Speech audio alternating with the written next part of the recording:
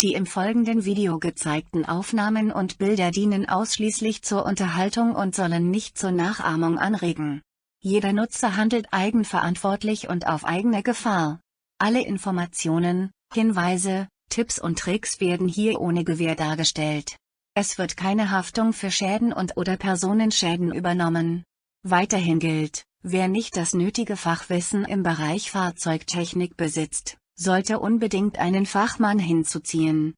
Und nun wünscht Motorraddoktor.de viel Spaß beim folgenden Video. Ja, hallo und herzlich willkommen zu einem kurzen Video an der BMW R1150 GS aus dem Baujahr 2003. Und hier geht es heute um den Luftfilter, den wir jetzt zusammen tauschen werden. Hier an dem Motorrad sieht man, dass der Tank abgebaut ist. Das hat andere Gründe, das muss also nicht sein, wenn man den Luftfilter wechselt. Das kann man also mit angebautem Tank durchaus realisieren. Was aber weg muss, ist der vordere Sitzbankteil. Und dann kommt man hier schon an diese beiden Schrauben. Zum Werkzeug dazu braucht man eigentlich nur einen Kreuzschraubendreher und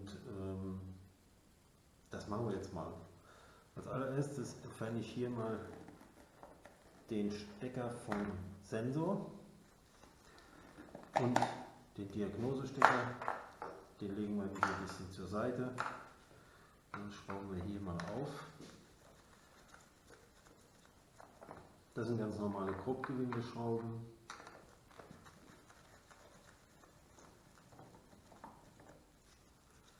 So, und dann kann man den Deckel hier schon anheben und nach vorne wegziehen.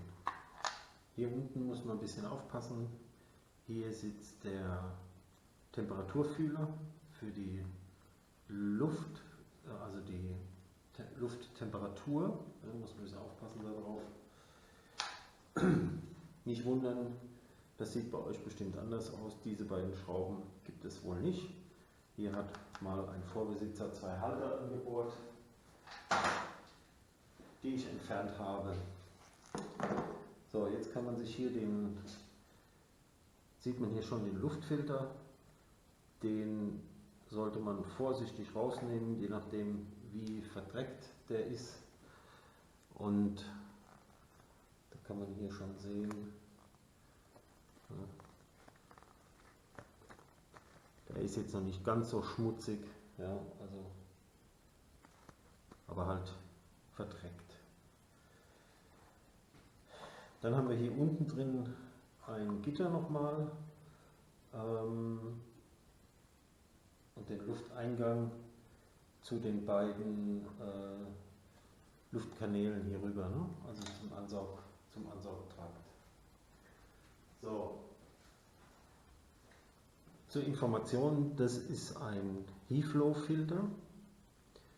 Das bekommt man so bei den Motorraddiscountern wie Lewis oder Polo. Ja, bisschen schwammige Angelegenheit. Ich denke immer,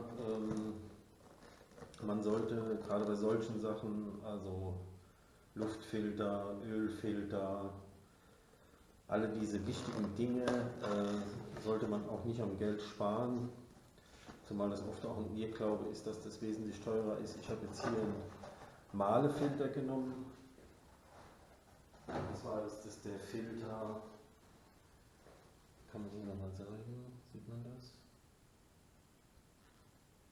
Ja, Mahle LX578, und wenn man das so guckt hier, dieser Filter ist in sich viel stabiler. Ist einfach auch im Vergleich für mein Befinden besser gemacht. Also ist dieselbe Größe, aber naja. Okay. Worauf man achten muss, ist, dass der Kasten hier drin sauber ist, dass da keine Sandkörner drin sind, dass da kein Staub, kein Dreck drin ist. Ich habe das hier vorher schon sauber gemacht gehabt. Da habe ich mir dann hier innen drin das Loch zugeklebt mit Kreppband, damit beim Aussaugen eben kein Dreck da reinfällt. Muss nicht unbedingt sein. Und dann setzen wir einfach den neuen Filter hier ein. Der hat, also kann man das hier unten sehen, der hat hier unten so eine Erhöhung, ne, kann man sehen.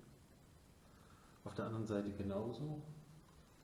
Wie rum ist egal, aber am besten die Beschriftung nach oben, dann weiß man gleich, was für ein Filter das ist. Gucken, dass keine Fremdkörper drin sind. Und hier unten ist ein Bund, da setzen wir den einfach drauf, drücken den ein bisschen runter, wobei das dann auch der Deckel macht. Dann ist das schon erledigt.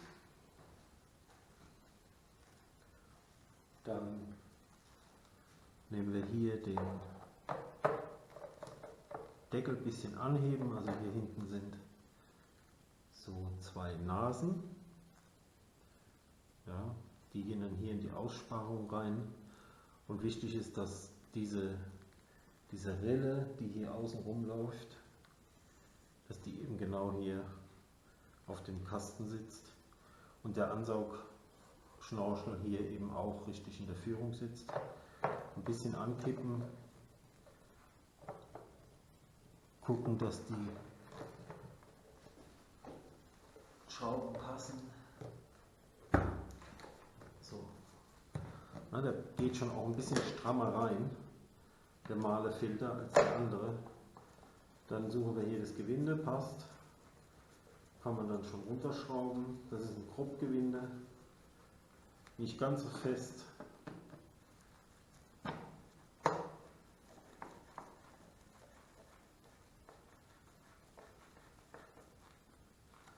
So, dann kann man das nochmal kontrollieren, ob der ringsherum auch zu ist, hinten richtig sitzt.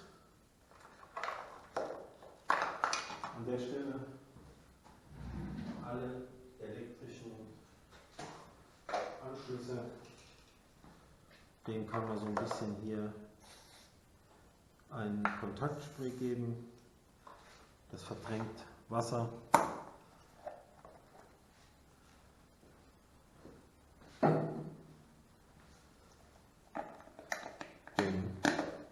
Diagnosestecker wieder dran und die Sache ist erledigt.